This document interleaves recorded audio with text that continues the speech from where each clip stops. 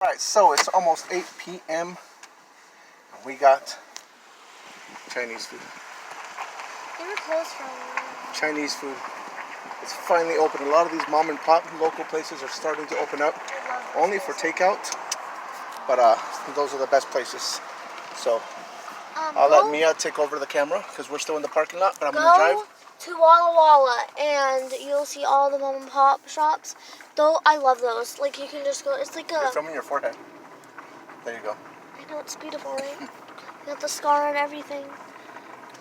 Anyway, yeah, and go to Walla Walla. They have the best mom and shops. Well, it may just be me because I've grown up there, but yeah, just going there. Also Oregon.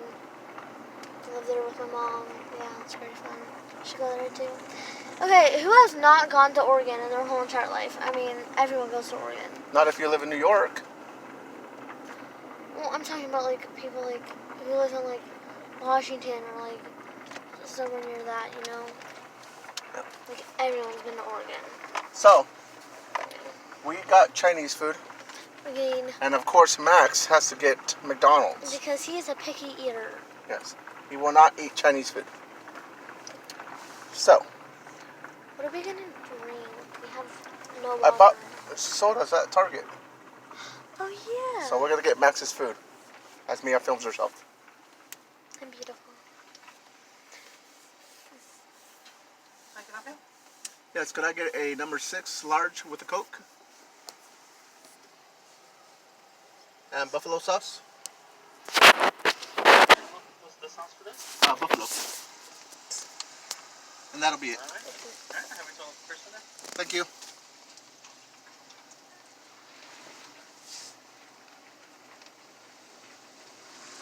I filmed that whole thing. Awesome. So, Mia. Come here. Look at me. So, Mia's got a scar on her forehead, which I included in my tattoo of her. Wait, so, where? Right here. Really do. That's not me. That's Matt. I mean, that's Alicia. This is over here. Oh. So, Oh, you Mia, did include it. Mia, tell us the story of how you got the scar on your forehead. So, me. Oh, let's wait. It's going to be 9:22. It's gonna be 9:22. Tell us the story. Don't be embarrassed. Dad, they're right there. Of course I'm gonna be embarrassed. Like, Thank you. You too. Okay, so me and my brother used to take baths together. Like, who hasn't taken baths together? But we were like little, you know. And he was like. They were little, like 10 and 14. That's not true. I was like 2, right? Yeah, you're about 2 years old. Yeah, he would be like 6. Yeah. So we would take baths together like as normal. Anyway, get to the point. Anyway, yeah. So. Hello. So I go out and Thank you. You know. You too. You know, I got the towel with me and stuff, and me and my brother were playing tag, and like our feet were still wet because we just got out of the bath, and so we have those poles. What are they called? It was but that's not where it happened. You ran into the kitchen. They're called columns. The columns. I've always thought that I ran into the columns. No. Anyway, so we would run out and we would like go around the whole entire house, and I slipped and I hit my head apparently on the kitchen. In the kitchen. You went headfirst into the corner of a wall. And I cried somewhat, but then my head split open, and Dad went out, because he went out of the bathroom, and he was like, Max, you throw cherries, because my head was all bloody. Okay, this is really confusing. So, yeah. What happened was my sister had given me cherries earlier that day. She had given me a box of cherries. So, I thought that Max threw a cherry at her and it hit her in the forehead because all I saw was a red mark on her forehead, like a really big red splatter. Anyway, go ahead. Anyway, so then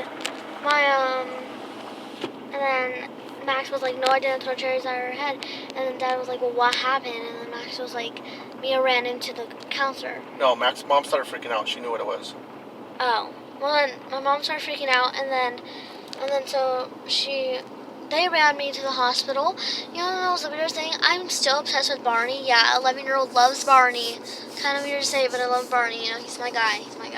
Anyway, while they were doing stitches. I don't have a problem with needles or shots. Like I'm like give it, you know, like I don't even cry or anything. Like so they were doing stitches on my head and I started singing and all the nurses were calling doctors and nurses and were like, look at this 2-year-old singing songs while we're literally stabbing needles into her forehead. Yeah. Yeah. You were getting stitches on your forehead, and they numbed it, but they numbed you with a needle, but usually it hurts, and you were just like acting like no big deal. So Yeah. anyway, I picked you up, and I looked at your forehead after I thought it was a cherry, and I could see your skull. I picked her up, and I looked at your head, and I opened it up with my hands, and then I could see your skull from the big. It was a huge gash. Anyway. And I took you, the towel was covered in blood. Took you to the emergency room. The towel was covered in blood. And it was soaking red when we got there. And then they got you into the ER. So, and that's the end of it. And Max was crying because he thought it was his fault. And he was going to go to jail. He always thinks that everything, like, whenever I fall or something, he's like, I'm sorry. Yeah, 5-year-old. So that's it. That's the story of how Mia split her head open. Enjoy your dinner, guys. So anyway, we're going home. We're going to eat some dinner. We're going to relax for the evening. And then stay tuned later tonight. I got something to open up and a story to tell. So that'll be in a separate video. So I hope you enjoyed this video of Mia's face. And bye. Bye.